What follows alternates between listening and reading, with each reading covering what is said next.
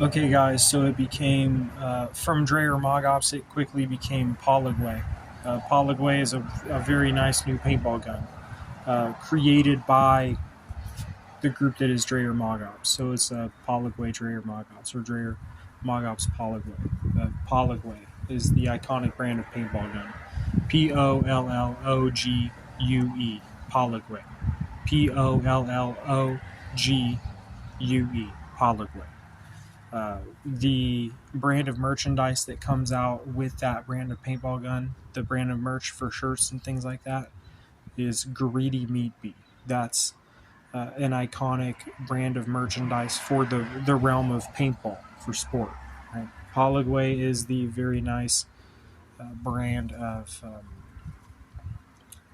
new paintball gun. Right. So that's where we're at. OFMR Science, or OFMR MMA. So OAPHMUR, OFMR, is the study of people getting choked unconscious and knocked unconscious for sport. Right?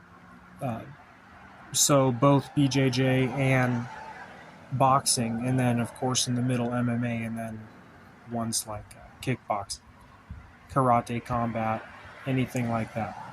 Okay, so that's where we're at, is OFMR Science. It's kind of interesting how you see Mark Zuckerberg showing his personality in the realm, like the first time we're getting to see Mark Zuckerberg's personality on social media, really, because he was always kind of more like his photo was taken a lot, and he would do very formal speeches or business speeches, right, for a long time. But now you're seeing him as more of a social guy, a guy who's out hanging out. He's out hanging in the realm of mixed martial arts, right? If you see, they released a video of he was hanging out with Max Holloway behind the scenes, and Max Holloway was nicknamed Greedy Meat Bee after this most recent victory, and Justin Gaethje was nicknamed OFMR. OFMR being the one with greater longevity for as far as like science and law, when they would look at, like I'm talking about 1,000 years from now, and they have their own books about our archaic time, which is now, which was iconic populism, and they say, that is called OFMR Science, which they talked about. They talked about that kind of thing before, pancration, boxing, OFMR Science. OFMR is a sad way of putting it, but that's what it is. It is OFMR Science, right? So, like I said, decided to go with Pollogue, an iconic brand of paintball gun, which is created by the developers named Dreyer Mogops Research Labs, and then that became Pollogue Paintball, a very iconic brand of paintball gun in Pollogue. Pollogue. Let's see what else we got. So, Raome's Brandalog, or Rome's Brandalog. So that's a slang term for cattle for food industry, right? In general, Raome's Brandalog, and that's that also could be, a family-owned brand for my family, is because that was a group that raised cows on pasture. My family did that. They raised cows out there in California. They were a part of the 4-H program, right? And so that's called Rome's Brandalog, or Raome's Brandalog, and then you have what is it called?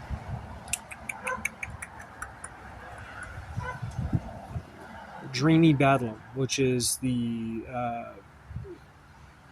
traveling or the travel scape that is Hawaii, California, Vegas. More specifically, Hawaii, Los Angeles, Las Vegas. People fly into Los Angeles, and then they catch a quick flight, or even a quick drive over to Las Vegas from LA. people who go from Hawaii to LA and then they cut over to Vegas, right? Or cut over to the Bay and then cut down to LA, then over to Vegas, right? Some of them take short flights, like on jets. And that's like a porn pirating access way, if that makes sense. There's a lot of hot women from the islands or from Asia who got to Hawaii and then made it into porn land and Vegas land, right? Famous whores like Asian or islander whores who crossed from Hawaii over into California, then Vegas, and how that was kind of just a porn culture travel scheme. Does that make sense? For, the members of Whipple Progress to exploit entirely, right? Just a garbage thing, like how starved out, like that, those realms were Hawaii, Cali, and Vegas. They were just like Peyronie's wasteland, right? So yeah, Ofmer Science. So Ofmer Science, that's Ofmer Gaethje, or Ofmer Justin, right? Was a guy who he had a huge jaw, and people had a hard time putting him night for a long time because he had like a huge jaw. And then one day he got hit in his huge jaw and he landed on his head unconscious. And he did it in a very stupid exchange where he just banged with the guy thinking he was going to just be okay, right? And just swinging, he was clumsy at the end of the fight, was Ofmer, because he's a guy who gets wrapped up in striking exchanges thinking he can handle it. And that was his problem before. And then you saw him engage and he got blapped cold in a real depressing way. And so now here's where I need to tell him to abandon the ideas of his coaches, because other people are going to say, we're not going to listen to him. We're going to do what everybody normally does. So we're just going to keep fighting in the same division. So here's what I'm telling Gaethje to do, since he now became Ofmer. And that created Ofmer Science, the science of people experimenting with getting choked unconscious and knocked unconscious for sport, right? For sport, guys. That's the study of science through sport that is getting choked unconscious and getting knocked unconscious. That is called Ofmer Science, aka MMA, boxing, Muay Thai, FBQ, Shotokan Karate, kickboxing. Right, all of it. BJJ, did I already say it? Yeah, anything that involves getting choked unconscious or knocked unconscious for sport, that is called Ofmer Science. Okay, now Gaethje, what he needs to do is he needs to fight at 185 as a guy who's 5 feet 11 inches tall. So they say he's 5 feet 11 inches tall. Right, that's how they list it. And so I would say he needs to bulk up and just fight at 185 after that kind of knockout. And he should tattoo one of his eyes black. On the side he got hit, like his left eye, tattoo one of his eyes black, say, I'm not getting any more tattoos. And then shave his head and grow a beard. Shave his head like Tank Abbott, and then grow a thick beard.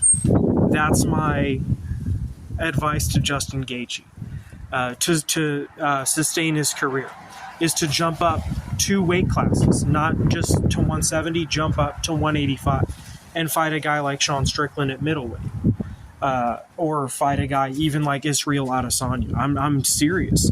I think that Justin Gaethje should now, I think that the weight cut made him weaker. I think that at this point he's going to say, fuck it, I'm going to jump 2 weight classes and fight at 185 and tattoo a black eye on my left eye, the side that I got so badly smacked on by Holloway. Holloway being a heavily tattooed man, saying, yeah, that's what Gaethje should do. He's already, because he became Ofmer. And he became valuable. Like, he became valuable enough to tattoo a black eye on his left eye, and then even have a black mohawk for his first fight up at 185 with a clean shave on his chin, and then grow a beard. And shave buzz the head entirely. You don't dye it, right? Don't bleach your hair or anything like that. But for his first few fights at the higher weight, I think he should do some goofy shit with his hair when he's trying out the new division, right? People would say that's the dumbest fucking thing I've heard. He might, dye it that way. I think that he's 5'11". They list him as 5'11". Or even when you're in the 5'10", 5'11" range, fighting at 185 is not totally out of the question, right? I think they should have him fight a guy like Sean Strickland or Colby Covington jumping up in one weight class. Do Colby Covington versus Ofmer at 185, right? That's a hot fight. A really entertaining one where you're going to see those guys try to bang it out because it's going to be too hard to pin Gaethje down for Covington, right? So that's my advice to Gaethje is jump up two weight divisions. If you're not going to dye your hair goofy in the first few times, I would understand people might feel like that would jinx it, or he might feel like it would be dumb. So he should just buzz his head like Tank Abbott had it, where he had a little bit of hair on top and then grow a big Viking beard, like a Johnny Hendricks beard, and like I said, with the tattoo on the left eye, and then just fight as hard as he can to not get too wrapped up in a slugfest, but look for the big monster shots when he gets in tight, like the same ideas he applied in the Ferguson fight, but he needs to make it tighter and cleaner. I just think that he should, at this point, cutting the weight for what that last knockout looked like, guys. I think he should not continue at 155. He should jump up to 185. He's over now. I think that he should try to do like 2 or 3 super fights at 185. Fight a guy like Izzy Adesanya, or for starters, a guy like Chris Weidman or Sean Strickland, right? I think that Gaethje would have a good chance actually at 185 if he was living a different lifestyle with a beard like Johnny Hendricks and a tattoo for a black eye on his left side, right? Because he became Ofmer, the greatest. They would call Gaethje per science the greatest of them all, even though he wasn't the greatest. Like he won the interim title only, like he never defended a belt, but he was in the mix. But he was a weird style that was it would naturally in the end get him very embarrassed, like what happened in the Holloway fight. When his chin went away, it would get him embarrassed. And I'm saying you're probably going to get knocked out at 155 anyway. Why not try to go out a legend at 185 and not cut any weight? Just jump up 2 weight classes to where he doesn't cut any weight and do the Frankie Edgar thing, where like a guy the size of Frankie fights a guy like Gray Maynard, where Frankie fought Gray Maynard and Gray was way bigger.